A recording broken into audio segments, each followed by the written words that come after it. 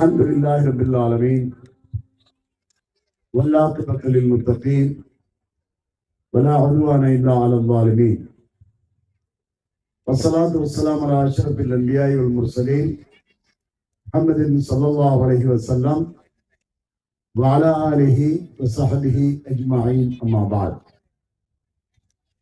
يا أيها الذين آمنوا اتقوا الله حق تقاته ولا تموتن إلا وأنتم مسلمون يا أيها الناس اتقوا ربكم الذي خلقكم من نفس واحدة وخلق منها زوجها وبث منهما رجالا كثيرا ونساء واتقوا الله الذي تساءلون به والأرحام إن الله كان عليكم رقيبا يا أيها الذين آمنوا اتقوا الله وقولوا قولا سديدا يصلح لكم أعمالكم ويغفر لكم ذنوبكم ومن يطع الله ورسوله فقد فاز فوزا عظيما. கண்ணியத்துக்குரிய எல்லாம் வல்ல அல்லாஹ்வின் நல்லடியார்களே, அன்புள்ள சகோதர சகோதரிகளே, உள்ளத்தை நடுங்க வைக்கும் நரகம் என்ற ஒரு தலைப்பு எனக்கு தரப்பட்டிருக்கின்றது.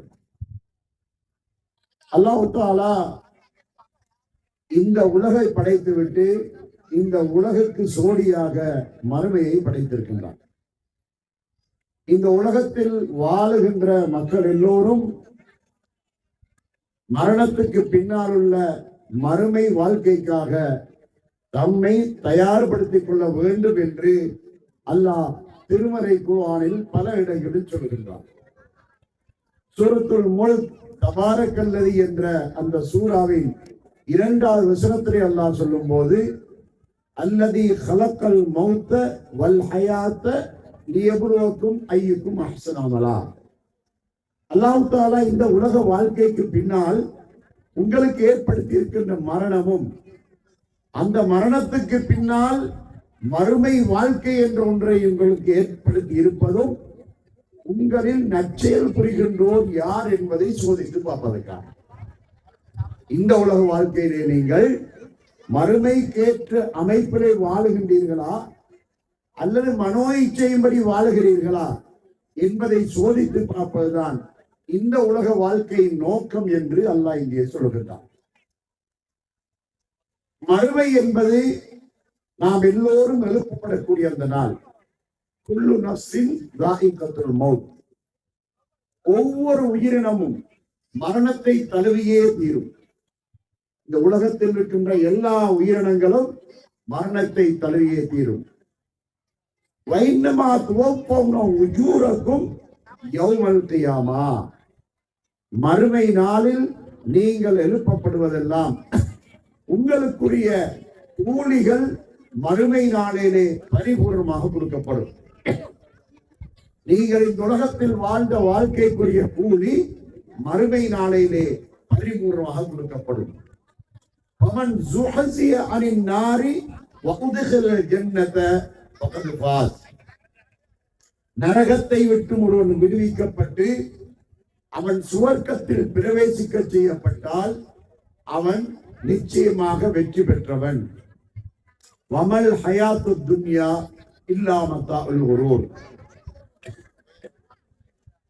இந்த உலக வாழ்க்கை ஏமாற்றமான ஒன்றன்றி வேறு இல்லை என்று அல்லாஹ் திருமறை குர்ஆன் 3வது அத்தியாயத்தின் 186வது வசனத்திலே சொல்லி காட்டுகின்றார்.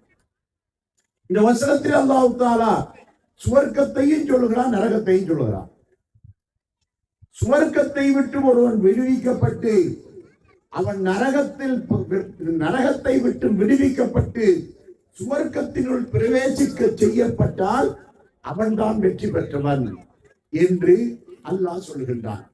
இங்கு நரகம் என்பது ஒரு மனிதனுக்கு வாழ தகுதியற்ற இடம் என்பதை அல்லாஹ் நமக்கு சொல்லிவிட்டு அந்த நரகத்தை விட்டு விடுதலை கிடைத்து ஒருவனுக்கு சுவர்க்கம் கிடைக்குமாயிருந்தால் அவன்தான் இந்த உலகத்தில் படைக்கப்பட்ட நோக்கத்தை நிறைவு செய்தவன் ஆவான் என்பதை அல்லாஹ் இந்த திருமறை வசனத்திலே சொல்லி காட்டுகின்றார்.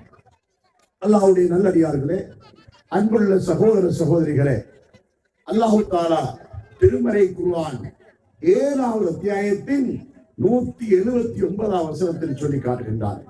வலக்கது தரஅனா லிஜஹன்னம கஸீரம் மினல் ஜின்னி வல் இன்ஸ் லஹும் குலூபுன் லா யஃகஹூன பிஹா வலஹும் அஅயுனுன் லா யுப்சிருன பிஹா வலஹும் ஆதானுன் லா யஸ்மஊன பிஹா உலாயிக கல் அன்ஆம் பல் ஹும் அவல் உலாயிக ஹுல் காஃபிலூன்.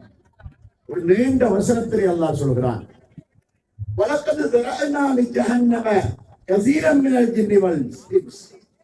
இந்த உலகத்திலே மனிதர்களிலும் ஜின்களிலும் இருந்து அதிகமானவர்களை நாம் நரகத்துக்கென்று தயார்படுத்தியுள்ளோம். ஏன் அவர்கள் நரகத்துக்குரியவர்கள் என்றால், அவர்களுக்கு உள்ளங்கள் இருக்கின்றன, உண்மைகளை உணர்ந்து பார்க்கின்றார்கள் இல்லை. அவர்களுக்கு கண்கள் இருக்கின்றன, பார்க்கின்றார்கள் இல்லை. காதுகள் இருக்கின்றன, கேட்கின்றார்கள் இல்லை.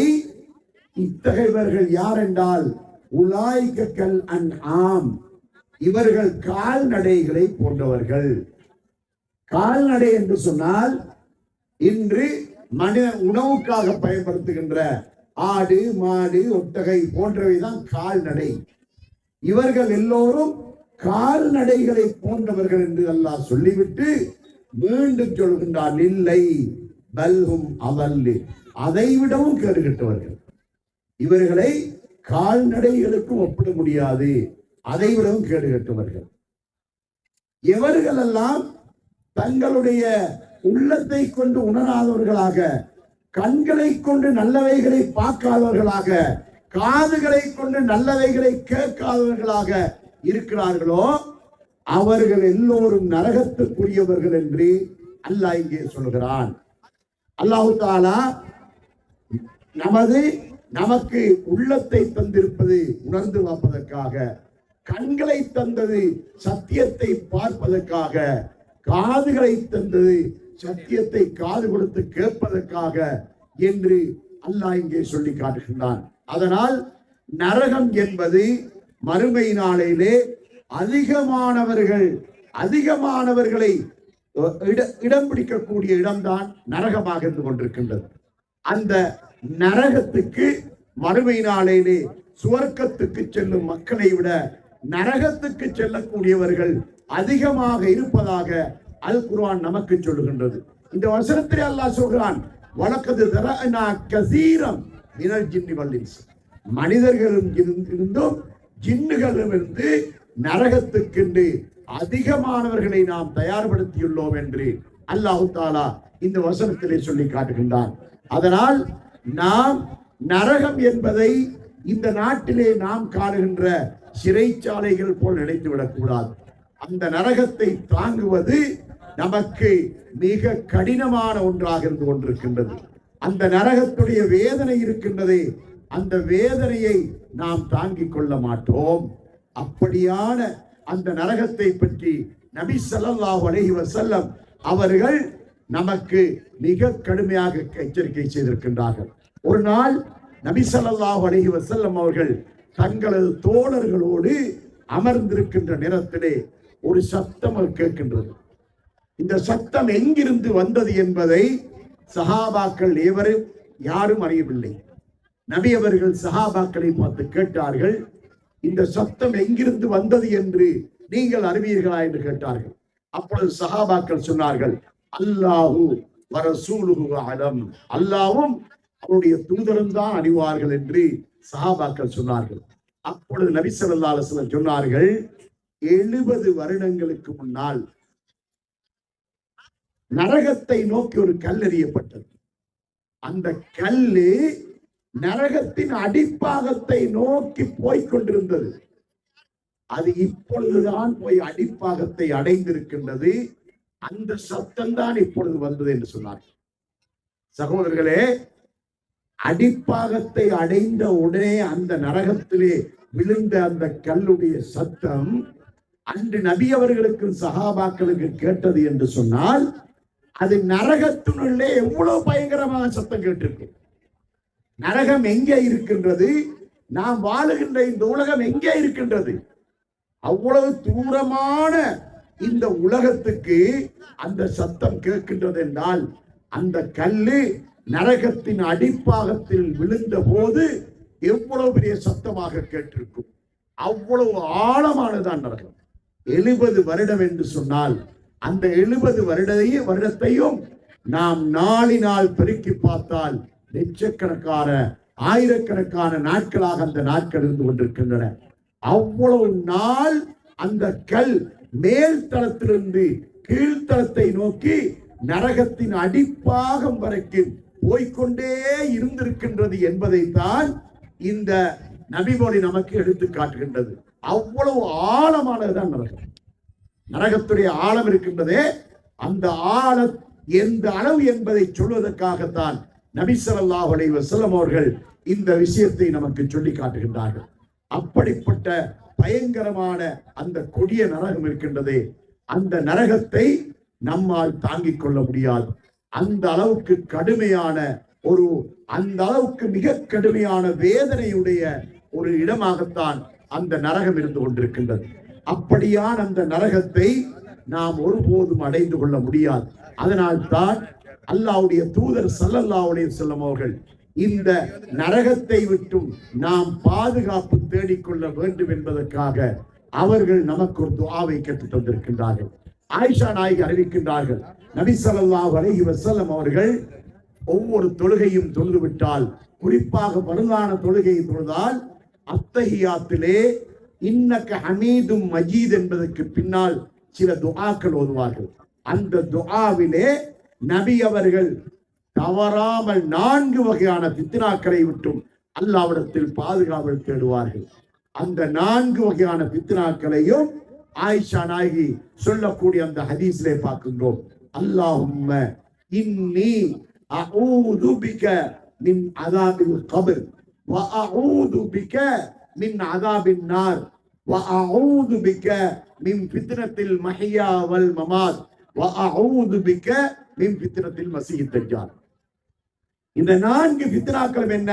அல்லாஹ்வே, கபர் வேதனையை விட்டும் உன்னிடம் பாதுகாவல் தேடுகிறேன், நரக வேதனையை விட்டும் உன்னிடம் பாதுகாவல் தேடுகின்றேன், இந்த உலக வாழ்க்கையின் போது ஏற்படுகின்ற சோதனைகளை விட்டும் மரணத்தின் போது ஏற்படுகின்ற சோதனைகளை விட்டும் பாதுகாவல் தேடுகின்றேன், மறுமை நாள் நெருங்குகின்ற போது வருகின்ற தஜ்ஜாலுடைய சோதனையை விட்டும் உன்னிடம் பாதுகாவல் தேடுகிறேன் என 4 வகையான சோதனைகளை விட்டும் நபி ஸல்லல்லாஹு அலைஹி வஸல்லம் அவர்கள் பாதுகாவல் தேடியிருக்கின்றார்கள். சகோதரர்களே, இந்த துஆ நம்மில் எத்தனை பேருக்கு பாடம்? அதாவது ஒவ்வொரு தொழுகையின் போதும் அல்லாஹ்விடத்திலே நாம் இந்த 4 ஃபித்னாக்களை விட்டும் பாதுகாப்பு தேடக்கூடியவர்களாக இருப்போம் என்று சொன்னால், அல்லாஹ் நம்மை நரகத்தை விட்டும் பாதுகாத்து விடுவான். நரகத்தை விட்டும் பாதுகாப்பது மட்டுமல்ல, அந்த நரகத்துக்கு செல்லக்கூடிய அந்த செயல்பாடுகள் எல்லாம் நம்முடைய உள்ளத்துக்கு வெறுப்பான செயல்பாடுகளாக ஆகி சுவர்க்கத்துக்குரிய அமல்களை மட்டுமே செய்யக்கூடியவர்களாக நம்முடைய வாழ்க்கையில் மாற்றத்தை அல்லாஹ் ஏற்படுத்தி விடுவான். அதனால் இந்த துஆவை ஒவ்வொருவரும் கண்டிப்பாக பாடமிட்டுக் கொள்ள வேண்டும்.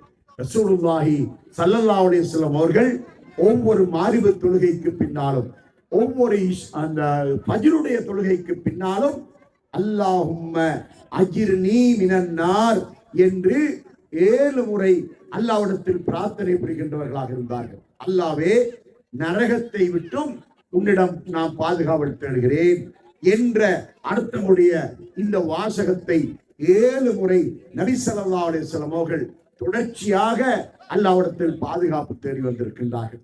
அந்த அளவுக்கு அந்த நரகத்துடைய அந்த கொடிய அந்த வேதனையை நாம் ஒருபோதும் தாங்கிக் கொள்ள முடியாது. அப்படிப்பட்ட அந்த நரகத்தை விட்டும் நாம் நம்மை காப்பாற்றிக் கொள்ள வேண்டுமாயிருந்தால் நாம் எப்பொழுதும் நன்மைகளை அதிகமாக செய்கின்றவர்களாக இருக்க வேண்டும், பாவங்களை அறவே செய்யாதவர்களாக இருக்க வேண்டும். அப்படியான ஒரு வாழ்க்கையை தான் அல்லாஹ் நம்மிடமிருந்து எதிர்பார்க்கின்றான். ஆகவே இந்த நரகத்தை பற்றி அல்லாஹு தஆலா அல் குர்ஆனிலே மிக அதிகமான இடங்களிலே சொல்லி காட்டுகின்றான். இந்த நரகத்தை பற்றி அல்லாஹ் சொல்லும் போது அம்மை யத்தஸாஅலூன் என்று சொல்லக்கூடிய சூரா இருக்கின்றது. அந்த சூறாவை அல்லாஹ் சொல்லி காட்டுகின்றான்.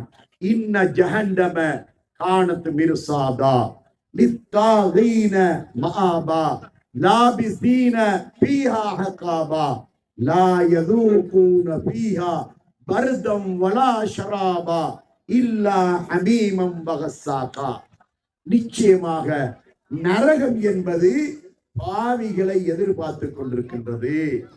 அந்த நரகம் லித்தாகீன மஆபா லாபிஸீன ஃபீஹா ஹகாபா, அதிலே தங்குகின்றவர்கள் பல ஹுக்குமுகள் தங்குவார்கள். ஹுக்குமு என்று சொன்னால் என்ன தெரியுமா? அதாவது 80 வருடங்களுக்கு சொல்வதுதான் ஹுக்குமு. 80 வருடங்களுக்கு ஹுக்குமு என்று சொல்லப்படுகின்றது. அப்போ பல ஹுக்குமுகள் என்றால் பல 80 வருடங்கள். இங்கு மறுமை நாளையிலே நாட்களை கணக்கெடுப்பதாயிருந்தால் அல்லாஹ்வுடைய கணிப்பின்படிதான் நாள் கணக்கெடுக்கப்படும். இந்த உலகத்தில் உள்ள நமது கணிப்பின்படி அங்கு கணக்கெடு செய்யப்பட மாட்டார். அல்லாஹ்வுடைய கணிப்பை பற்றி அல் குர்ஆன் 22வது அத்தியாயத்தின் 47வது வசனத்திலே அல்லாஹ் சொல்லி காட்டுகிறான். வைன்ன யௌமன் ஐந்த ரப்பிக கஅல்ஃபி ஸனத்தின் மிம்மா தஅதுன். உங்களது கணிப்பின்படி உள்ள 1000 வருடங்கள் அல்லாஹ்விடத்தில் ஒரு நாளாகும். அல்லாஹ் சொல்லக்கூடிய ஒரு நாளுடைய காலத்தின் நீளம் நமது 1000 வருடம் என்று அல்லாஹ் திருமறை குர்ஆனிலே சொல்லி காட்டுகின்றான். அப்படியான அல்லாஹ்வுடைய கணிப்பின்படி உள்ள அந்த 80 வருடங்கள் பல 80 வருடங்கள் கொண்ட அந்த காலத்திலே லாபிஸீன ஃபீஹா ஹகாபா, அவர்கள் பல ஹுக்குமுகள் தங்குவார்கள். லா யதூகூன ஃபீஹா பர்தம் வலா ஷராபா, அங்கு எந்த விதமான குளிர்ச்சியையும் அவர்கள் அனுபவிக்க மாட்டார்கள். அதே போல எந்த விதமான பானங்களையும் அவர்கள் அருந்த மாட்டார்கள். இல்லா ஹமீமம் வகஸ்ஸாகா, அவர்கள் அங்கு கொதிக்க வைக்கப்பட்ட தண்ணீர் அவர்களுக்கு புகட்டப்படும். அந்த கொதிக்க வைக்கப்பட்ட தண்ணீர் என்று சொன்னால் நரகத்து நெருப்பிலே கொதிக்க வைக்கப்பட்ட தண்ணீர். அந்த தண்ணீர் எந்த அளவு என்று சொன்னால் அந்த தண்ணீரை முகத்துக்கு முன்னால் கொண்டு வந்தாலே அது முகத்தை அப்படியே அதனுடைய ஆவி முகத்தை கரித்து விடும். அந்த அளவுக்கு பயங்கரமான சூடுடைய தண்ணீர் தான் அந்த தண்ணீர். அந்த தண்ணீர் அவர்களுக்கு புகட்டப்படும். அந்த தண்ணீர் எப்படிப்பட்ட தண்ணீர் தெரியுமா? 47வது அத்தியாயத்தின் 15வது வசனத்தில் அல்லாஹ் சொல்லி காட்டுகின்றான். வசுகு மாஅன் ஹமீமன் ஃபகத்தஅமாஹும், அவர்களுக்கு கொதி நீர் புகட்டப்படும். அது அவர்களுடைய குடல்களை துண்டு துண்டாக ஆக்கிவிடும் என்று அல்லாஹ் திருமறை குர்ஆனிலே சொல்லி காட்டுகின்றான். அப்படிப்பட்ட பயங்கரமான தண்ணீர் தான் அந்த ஹமீம் சொல்லக்கூடிய நரக நெருப்பிலே காய்க்கப்பட்ட அந்த கொதிநீர். அவ்வளவு கடுமையான தாக்கத்தை ஏற்படுத்தக்கூடிய நீராகத்தான் அந்த நீர் இருந்து கொண்டிருக்கின்றது. சகோதரர்களே, ரசூலுல்லாஹி ஸல்லல்லாஹு அலைஹி வஸல்லம் அவர்கள் சொன்னார்கள், குடல் என்று சொன்னால் நாம நினைத்து விடக்கூடாது. நமது குடல் என்ன? நமது குடல் ஒரு அரை இஞ்சி கூட கிடையாது. அந்த அளவுக்கு சின்ன குடல் தான் நம்முடைய குடல். ஆனா நரகவாதிகளுடைய உடல் இருக்கின்றதே, அவர்களுடைய உடல் அமைப்பு இருக்கின்றதே, அதனை பற்றி நபி ஸல்லல்லாஹு அலைஹி வஸல்லம் சொல்லி காட்டுகின்றார்கள். அவருடைய வலது தோளில் இருந்து இடது தோளுக்குரிய நீளம் இருக்கின்றதே 100 முழம். அவ்வளவு நீளம் கொண்ட அந்த அந்த அவனுடைய உடம்பு இருக்கின்றதே, அந்த உடம்பிலே அவனுடைய வயிறு எப்படி இருக்கும் என்று சொன்னால், அதாவது ஒரு வீட்டுடைய உட்பாகத்தை நாம் பார்த்தால் எவ்வளவு பெரியதாக ஒரு வீடு இருக்குமோ அது போலதான் அவனுடைய வயிறு இருக்கும். அப்படிப்பட்ட பெரிய உடம்புகளை கொண்டதாகத்தான் அவன் மனிதனுடைய அந்த உடல் அந்த நரகத்திலே அவனுக்கு கொடுக்கப்படும். அப்படியான உடலில் உள்ளே அவனுடைய குடல் என்று சொன்னா நம்முடைய 2 இன்ச்சு 3 இன்ச்சு பைப்புகள் இருக்கின்றனவே, அப்படியான அந்த பைப்புகளுடைய அளவுக்குத்தான் அவனுடைய குடல்கள் இருக்கும். அப்படிப்பட்ட அந்த குடல்களை கூட அந்த கொதி நீர் அங்கு துண்டு துண்டாக ஆக்கிவிடும் என்று அல்லாஹ் திருமறை குர்ஆனிலே சொல்லி காட்டுகின்றான். அப்படியான அந்த கொதிநீரை அந்த நரகவாசிகள் நீண்ட நாளாக தாகமாக இருக்கிறது என்று சொல்லிக் கொண்டே இருப்பார்கள். அவர்களுக்கு கேட்ட உடனே கொடுக்கப்பட மாட்டாது. காலம் தாமதித்து அந்த தண்ணீரை கொண்டு வந்து அவருடைய முகத்துக்கு முன்னால் நீட்டுகின்ற போது முகங்கள் அப்படியே அவருடைய ஆவியினால் கரிந்து போய்விடும். அந்த நேரத்தில் அவர்கள் தண்ணீர் வேண்டாம் என்று சொல்லுவார்கள். ஆனால் மலாய்க்காமார்கள் அவர்களை விட்டு விட மாட்டார்கள். இந்த தண்ணீர் உனக்காக கொண்டு வரப்பட்ட தண்ணீர் என்று சொல்லி பலவந்தமாக அவனுடைய வாயை திறந்து அந்த தண்ணீரை ஊற்றி விடுவார்கள். அதுதான் அவருடைய குடல்களை துண்டு துண்டாக ஆக்கிவிடும் என்று அல் குர்ஆன் நம்மை பார்த்து சொல்லிக் கொண்டிருக்கின்றது. இந்த தண்ணீர் மட்டுமல்ல, அதல்லாமல் அங்கு கஸ்ஸாக் என்று சொல்ற கொடுக்கும் ஹமீமன் வகஸ்ஸாகா, கஸ்ஸாக் என்ற ஒன்று அவனுக்கு ஊட்டப்படுகின்றது. அதுதான் அவனுக்கு உணவு. அது கஸ்ஸாக் என்றால் என்ன தெரியுமா? நரகவாசிகளுடைய உடம்பு அங்கு காயப்பட்டு அழுகி அதிலிருந்து சேலும் இரத்தமும் வடிந்து கொண்டே இருக்கும். அது நதியாக ஓடிக்கொண்டிருக்கும். பல ஆயிரம் கோடி நரகவாசிகளுடைய உடம்பிலிருந்து இரத்தமும் சேலும் வடிந்து வருமாயிருந்தால் அது நதியாக ஓடிக்கொண்டிருக்கும். அதிலிருந்து அள்ளி இந்த நரகவாசிக்கு உணவு புகட்டப்படும் என்று அல்லாஹ் நமக்கு சொல்லி காட்டுகின்றான். அப்படிப்பட்ட அந்த கொடிய நரகத்தை விட்டும் நாம் நம்மை காப்பாற்றிக் கொள்ள வேண்டுமாயிருந்தால் நாம் எப்பொழுதும் அல்லாஹுவை அதிகம் நெருங்குகின்றவர்களாக இருக்க வேண்டும். பாவங்கள் செய்யாதவர்களாக இருக்க வேண்டும்.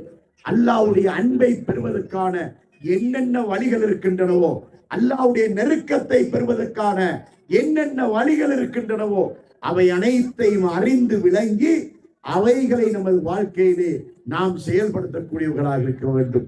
ரசூலுல்லாஹி ஸல்லல்லாஹு அலைஹி வஸல்லம் அவர்கள் முன்பின் பாவங்கள் மன்னிக்கப்பட்டவர்கள், சுவர்க்கம் நிச்சயிக்கப்பட்டவர்கள், நரகம் ஹராமாக்கப்பட்டவர்கள்.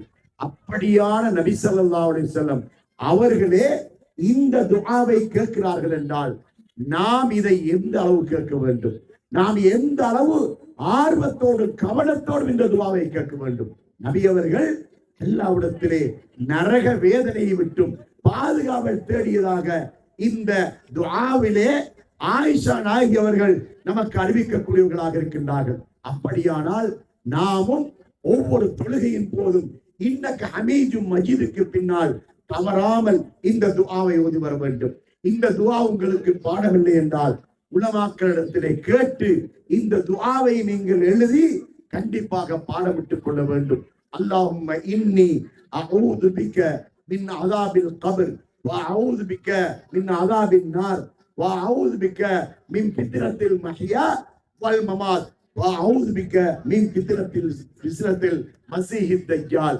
இந்த துஆ ஒவ்வொரு தொழுகையிலும் நாம் தவறாமல் ஓதி வர வேண்டும். அதிலும் குறிப்பாக நாம் தஹஜ்ஜுடைய தொழுகைகளை தவறாமல் தொழ வேண்டும். ஏனென்றால் அல்லாஹ்வுக்கு நமக்கு இடையிலே ஒரு நெருக்கமான ஒரு உறவு ஏற்படக்கூடிய ஒரு தொழுகை என்றால் அது தஹஜ்ஜுடைய தொழுகைதான். நபி ஸல்லல்லாஹு அலைஹி வஸல்லம் அவர்கள் அந்த அளவுக்கு ஆர்வமாக தஹஜ்ஜுடைய தொழுகையை தினசரி தொழுது வந்திருக்கின்றார்கள். அந்த தொழுகையை அவர்கள் ஒருபோதும் விட்டது இல்லை. அப்படிப்பட்ட அந்த தொழுகையை நமது வாழ்க்கையிலே நாம் நடைமுறைப்படுத்த வேண்டும். பரலான தொழுகைகளுக்கு எந்த அளவு முக்கியத்துவம் கொடுக்கிறோமோ அதே போல தஹஜ்ஜுடைய தொழுகைக்கு முக்கியத்துவம் கொடுக்க வேண்டும். அந்த தொழுகையிலே நாம் சுஜூதிலே கேட்கின்ற துஆவிலே அல்லாஹ்விடத்திலே நரகத்தை விட்டு பாதுகாவல் தேடலாம். அதே போல அத்தையாத்திலே கேட்கிற துஆவிலே அல்லாஹ்விடத்திலே நாம் நரகத்தை விட்டு பாதுகாவல் தேட முடியும். அதனால் ஒவ்வொரு தொழுகையின் போதும் தவறாமல் நரகத்தை விட்டும் பாதுகாவல் தேடக்கூடிய அந்த பிரார்த்தனைகளை நாம் தவறாமல் கேட்க வேண்டும். அந்த நரகத்திலே உள்ள பலதரப்பட்ட வேதனைகள் இருக்கின்றன. அந்த வேதனைகளிலே ஒரு வேதனை என்னவென்று சொன்னால், அதாவது 14வது அத்தியாயத்தில் 49ஆம் 50வது வசனத்திலே அல்லாஹ் சொல்லி காட்டுகின்றான். சராபீலுஹும் மின் கத்ரானின் வத்தகஷா வுஜூஹஹும் முன்னார்.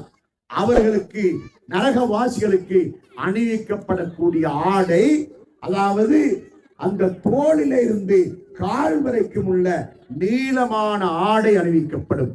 அந்த ஆடை தாரினால் செய்யப்பட்ட ஆடை. தாருண்டா என்ன? பாதையிலே காப்பட் போடுகிறார்களே, பாதையில தாறு போடுகிறார்களே, அந்த தாரையத்தை நல்லா சொல்கிறார்.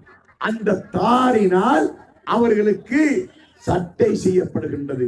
அந்த சட்டை அவர்களுக்கு அணிவிக்கப்படும். அப்படியான அதனை அணிந்தால் அவருடைய முகங்களை அந்த நெருப்பு முகங்களை சூழ்ந்து கொள்ளக்கூடியதாக இருக்கும் என்று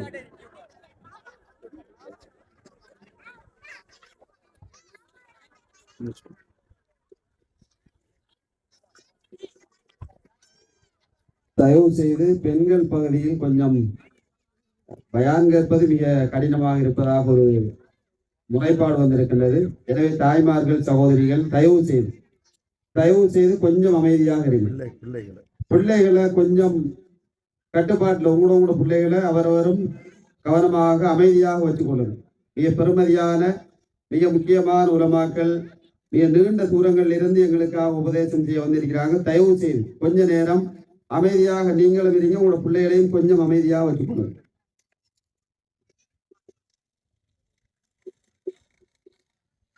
சகோதரர்களே, இங்கு அல்லாஹ் தஆலா சொல்கிறான், அவர்களுக்கு தாரினால் செய்யப்பட்ட ஆடைகள் அணிவிக்கப்படும் என்று அல்லாஹ் சொல்லி காட்டுகின்றான்.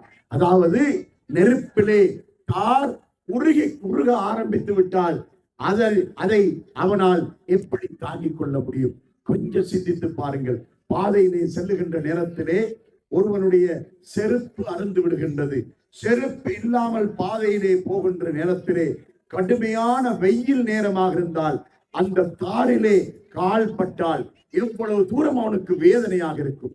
நாம சாதாரணமாக இந்த உலகத்தில் இருக்கின்ற இந்த தார் நம்முடைய காலிலேயோ கையிலேயோ பட்டால் அது நமக்கு மிக பெரும் வேதனையாக இருக்கும் என்று சொன்னால், அதே தார் நரகத்திலே ஒரு சட்டையாக ஆக்கப்பட்டு அதை ஒவ்வொரு நரகவாசிகளுடைய உடம்பிலும் அதனை அவனுக்கு அணிவித்தால் அவனுடைய வேதனை எவ்வளவு கடுமையான வேதனையாக இருக்கும். அப்படிப்பட்ட அந்த நரகம் இருக்கின்றதே, அந்த நரகத்திலிருந்து நம்மை நாம் பாதுகாத்துக் கொள்ள வேண்டுமாயிருந்தால் நாம் எப்பொழுதும் அல்லாஹ்வுடைய நெருக்கம் நமக்கு வேண்டும். அல்லாஹ்வுடைய நெருக்கத்தை நாம் ஏற்படுத்திக் கொள்வதன் மூலமாகத்தான் இது போன்ற இந்த பாவங்கள் இருந்து நாம் விலகிக் கொள்ள முடியும். அல்லாஹ்வுடைய தூதர் ஸல்லல்லாஹு அலைஹி வஸல்லம் அவர்கள் நமக்கு காட்டி தந்த வணக்க வழிபாடுகள் ஒவ்வொன்றையும் நாம் முழுமையாக செய்யக்கூடியவர்களாக இருக்க வேண்டும்.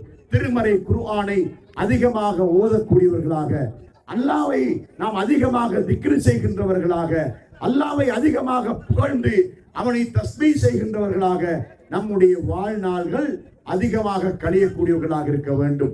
இன்று மக்களை பார்க்கின்றோம். அதிகமான மக்கள் இந்த உலகத்திலே வீண் பராக்களிலே மூழ்கி இருப்பதை பார்க்கின்றோம். தொழாதவர்களாக, தொழுகையிலும் பொதுபோக்கானவர்களாக இருக்கின்ற மக்களை பார்க்கின்றோம். ஐவேளை தொழுகைகள் கூட இல்லாத மக்களை இன்று நாம் காணக்கூடியதாக இருந்து கொண்டிருக்கின்றது. அது மாத்திரமல்ல, உணவிலே ஹராம் ஹலால் என்ற வித்தியாசம் இல்லாமல் இன்று மக்கள் தங்களுடைய உணவு பானங்களை வைத்துக் கொண்டிருப்பதை நாம் இன்று பார்க்கின்றோம். வாழ்க்கையிலே அவர்கள் இன்று அல்லாஹ் கோபம் அடையக்கூடியவாறையான நடைமுறைகளை எல்லாம் வாழ்க்கையிலே கடைபிடிக்கக்கூடியவர்களாக ஆண்களையும் பெண்களையும் நாம் பார்க்கின்றோம். அதனால் இப்படியான இந்த பாவங்கள் இருந்து நாம் விலகுவதை கொண்டுதான் நரகத்தை விட்டும் நம்மை நாம் காப்பாற்றிக் கொள்ள முடியும். இந்த உலகத்திலே வாழுகின்றவர்கள் எல்லாம் இன்று நரகத்தை பற்றிய எந்த விதமான அச்சமும் இல்லாதவர்களாக வாழ்ந்து கொண்டிருக்கின்றார்கள். முஸ்லிம் அல்லாதவர்களை விடுங்கள், அவர்கள் நரகத்துக்கென்றே இருக்கின்றவர்கள் தான். அப்படி இருக்கின்ற அவர்களை பற்றி நாம் இங்கு கவலைப்படுகின்ற ஒரே கவலை என்னவென்றால், அவர்களுக்கு அல்லாஹ் ஹிதாயத்தை கொடுக்க வேண்டும், நேர் வழியை கொடுக்க வேண்டும் என்றுதான் நாம் விரும்புகிறோம். அதை தவிர அதே குஃப்ரோடு அவர்கள் மரணித்து விட்டார்கள் என்றால் அவர்கள் நரகத்திலே ஹாலிதீன பீஹா நிரந்தரமாக அந்த நரகத்தில் இருப்பார்கள் என்பதை திருமறை குர்ஆன் நமக்கு சொல்லிக் கொண்டிருக்கின்றது. அதனால அந்த நரகத்துடைய அந்த வேதனை இருக்கின்றதே, காபிர்களை விட்டு விடுங்கள். இன்று நமது முஸ்லிம்களை எடுத்துக்கொள்வோம். முஸ்லிம்களாக இருக்கின்றவர்கள் இஸ்லாத்தில் முழுமையாக அவர்கள் தங்களை அர்ப்பணித்துக் கொள்ளவில்லை என்று சொன்னால், முழுமையாக இஸ்லாத்தை வாழ்க்கையிலே கடைபிடிக்காமல் இருப்பார்களா இருந்தால் அவர்கள் மறுமையிலே நிச்சயமாக நரகத்தை அடைய வேண்டிய ஒரு நிலைமை வரும் என்பதை நாம் கவனத்தில் கொள்ள வேண்டும். ரசூலுல்லாஹி ஸல்லல்லாஹு அலைஹி வஸல்லம் அவர்கள் சொன்னார்கள், மறுமை நாளில் மஹ்ஷர் மைதானத்தில் விசாரணைக்காக வந்து நிற்கின்ற ஒரு நேரத்திலே ஒருவன் அதிகமான அமல்களோடு வருவான்.